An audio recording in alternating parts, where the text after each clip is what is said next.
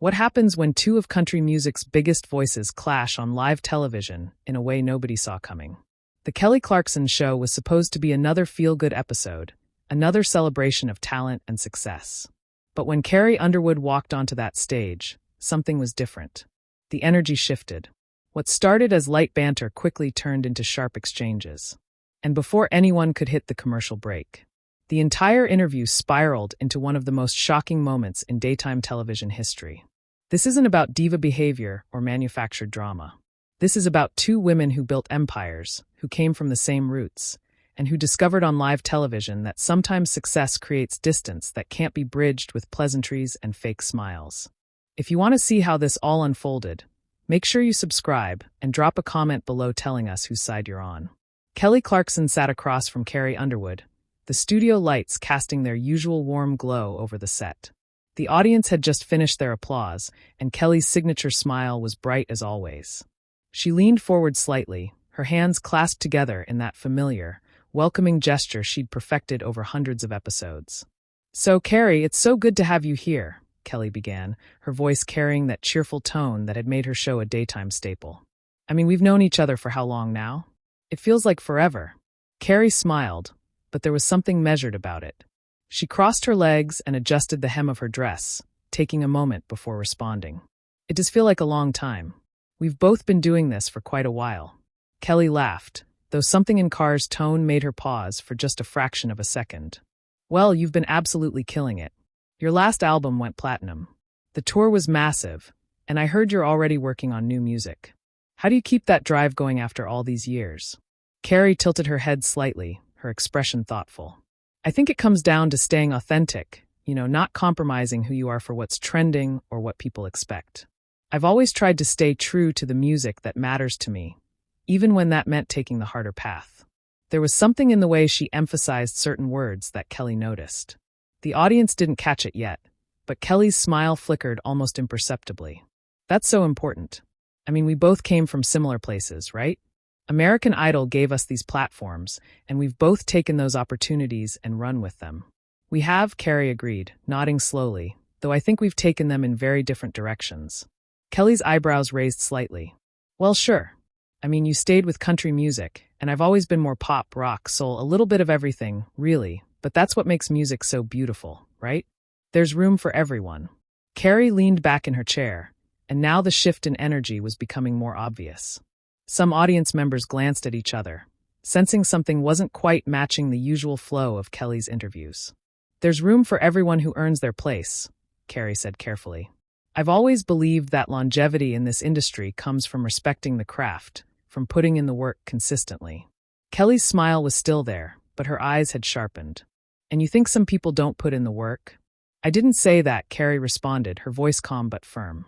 "I'm saying that some people get comfortable. They start doing talk shows, they start doing other things, and the music becomes secondary. That's fine for them, but it's just not my path." The audience had gone quieter now. This wasn't the playful banter they were used to. Kelly uncrossed and recrossed her legs, her posture straightening. "Carrie, are you taking a shot at me right now on my own show?" Carrie's expression didn't change. "I'm just being honest, Kelly. You asked me about drive, about staying committed. I'm telling you what I believe. Some of us are still putting music first, and some of us have found other priorities." Kelly let out a short laugh, but there was no humor in it. "Other priorities. Okay. So, hosting a successful talk show, connecting with people every single day, using my platform to highlight other artists and important causes. That means I'm not serious about music anymore. You tell me." Carrie said, her voice steady. "When was the last time you went on tour? When was the last time you released an album that wasn't just a collection of covers or holiday songs? I'm not trying to be harsh, but facts are facts."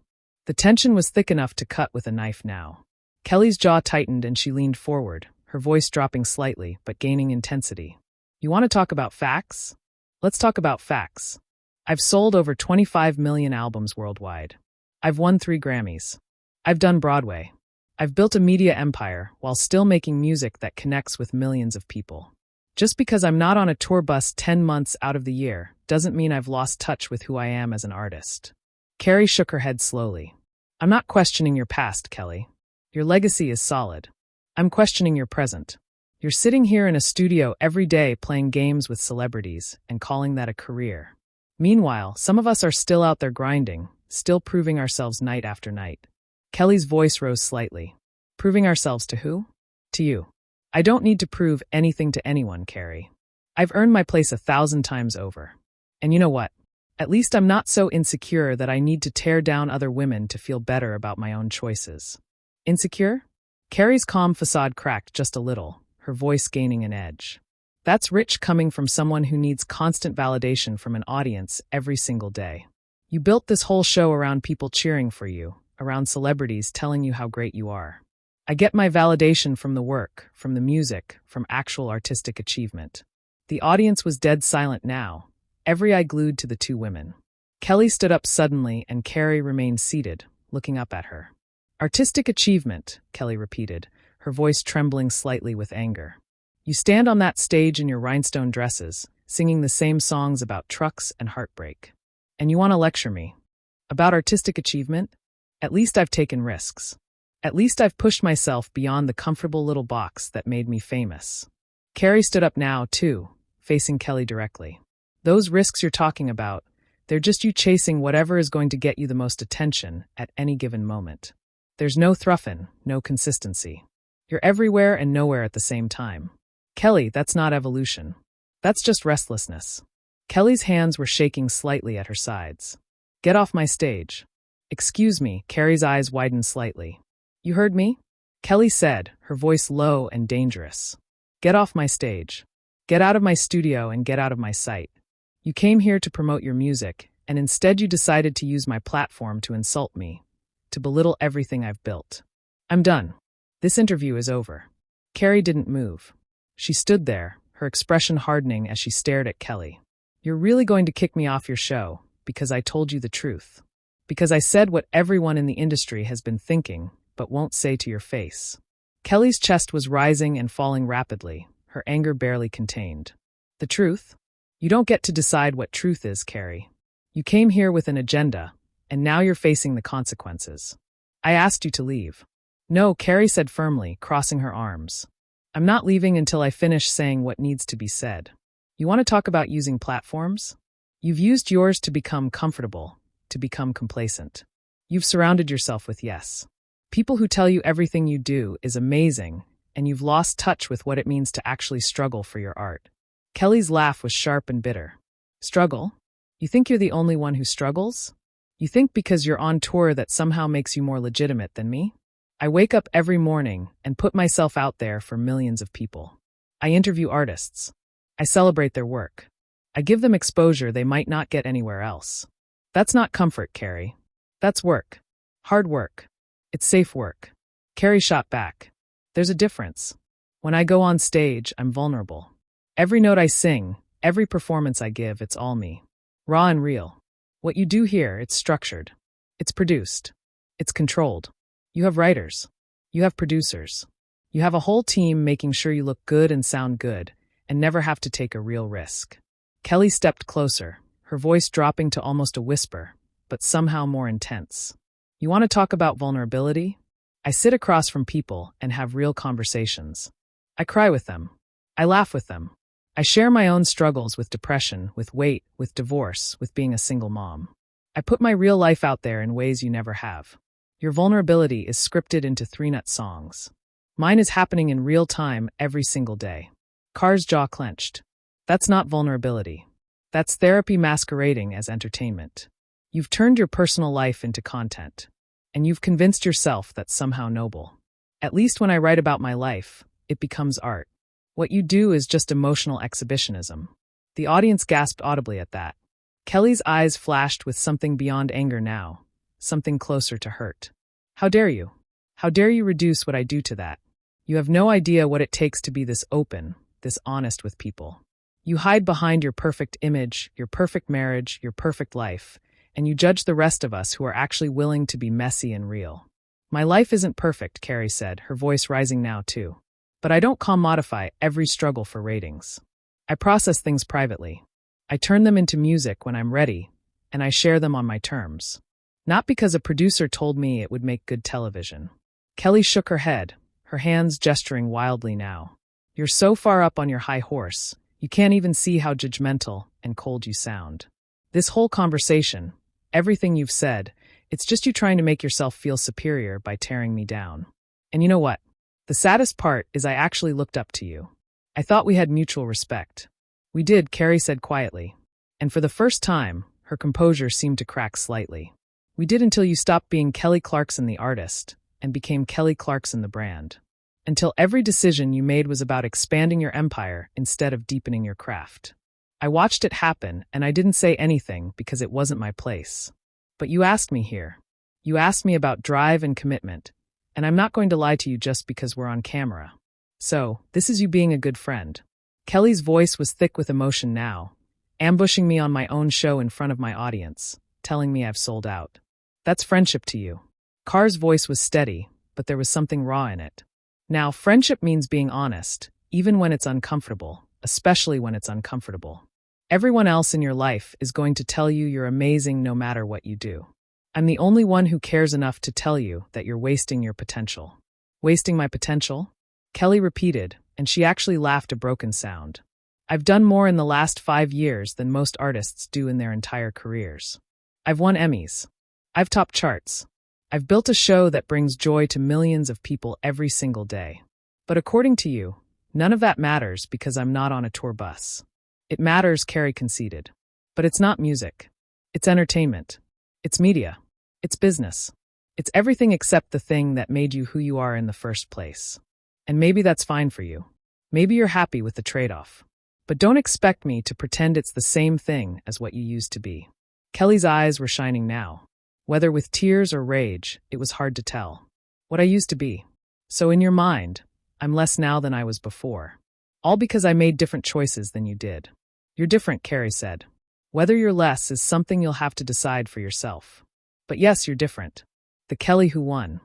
American Idol, who sang since you've been gone like her life depended on it, who fought with her label to make the music she believed in. That Kelly had fire. This Kelly, she gestured around the studio. This Kelly is comfortable, and comfortable artists don't make great art. Kelly was quiet for a long moment, and the silence was deafening. The camera operators didn't know whether to keep rolling or stop. The audience barely breathed. Finally, Kelly spoke, her voice low and controlled in a way that was somehow more terrifying than her anger had been. You want to know about fire, Carrie? Let me tell you about fire. Fire is what kept me going when my marriage fell apart, and I had to explain to my children why their family was breaking. Fire is what gets me up at 4 a.m. to prepare for this show, while also being a mother to 2 kids. Fire is what made me take the risk of leaving The Voice, a guaranteed paycheck to build something of my own. You think comfort is my enemy? Comfort is what I've earned after 2 decades of proving myself over and over again. Then why are you so angry? Carrie asked, and her voice was quieter now too. If you're really comfortable with your choices, if you really believe in what you're doing, why does my opinion matter so much? Why are you shaking right now? Kelly looked down at her hands and saw that Carrie was right. She was trembling. When she looked back up, her expression had changed. The anger was still there, but it was mixed with something else now, something more complicated. Because it does matter. Because whether I want to admit it or not, your opinion matters to me. We came from the same place. We both know what it's like to win that show and have the whole world watching to see if you're going to make it or fail. And somewhere along the way, I started to feel like maybe you were right. Maybe I have lost something. Maybe in trying to do everything, I've ended up being exceptional at nothing. Carrie's expression softened slightly, but she didn't back down. So, what are you going to do about it? I'm going to ask you to leave my show, Kelly said. But her voice was different now, less angry, more resigned. Because I can't have this conversation here like this in front of cameras and an audience and millions of people at home. You've made your point, Carrie. You've said what you came to say. But I need you to go now. Carrie stood there, her arms still crossed, studying Kelly's face. You're really doing this? You're actually kicking me off. Yes, Kelly said, and her voice was firm despite the emotion behind it. I am because this isn't a conversation anymore, Carrie. This is you passing judgment on my entire life, my entire career on live television. And I don't care how valid your points might be. I don't care if there's truth in what you're saying. The way you're doing this, the platform you chose, it's cruel. It's calculated, and I won't stand here and take it. Carrie uncrossed her arms, and for a moment she looked like she might argue further. Then something shifted in her expression. You think this was calculated? You think I came here planning to blow up your show, didn't you? Kelly challenged. Every word you've said has been deliberate. Every dig, every comparison, every insinuation. You knew exactly what you were doing. I knew I was being honest. Carrie corrected. There's a difference. I didn't come here to attack you, Kelly. I came here because you invited me. And when you started asking me about drive and commitment, I wasn't going to lie. I wasn't going to give you some sanitized talk show answer that means nothing. Kelly shook her head slowly. There's being honest, and then there's being hurtful. You chose hurtful. You could have said you're passionate about touring, about staying connected to your music in a specific way. Instead, you made it about me failing, about me losing something, about me not being good enough anymore. Because you're not, Carrie said, and the bluntness of it cut through the studio like a blade. Not at music. Not anymore. And I'm saying that because I remember what you were capable of. I remember watching you perform and thinking, that's what a real artist looks like. That's someone who's going to change everything. And now when I see you, I see someone who's talented and successful and accomplished. But I don't see that fire anymore. I see someone who's chosen safety over artistry. Kelly's voice broke slightly. And you think destroying me on my own show is going to bring that fire back? You think humiliating me in front of everyone is going to inspire me to be better? I think maybe you needed someone to care enough to tell you the truth, Carrie said.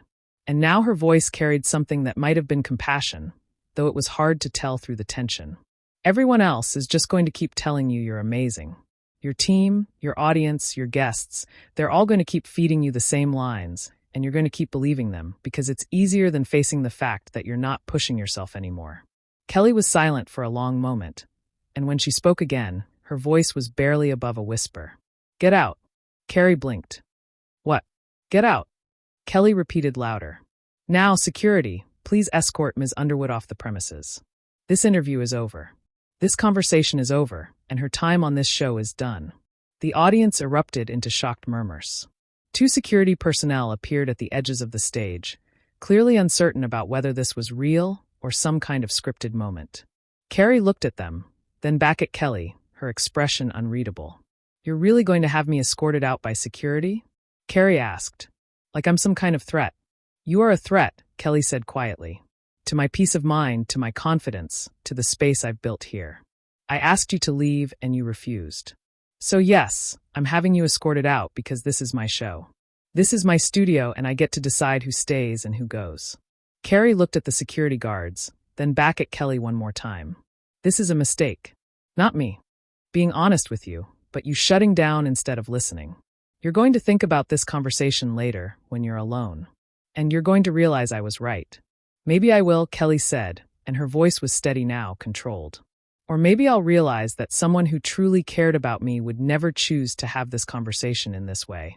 Maybe I'll realize that your version of honesty is just cruelty with better marketing. Carr's expression hardened again. I came on this show as a courtesy to you.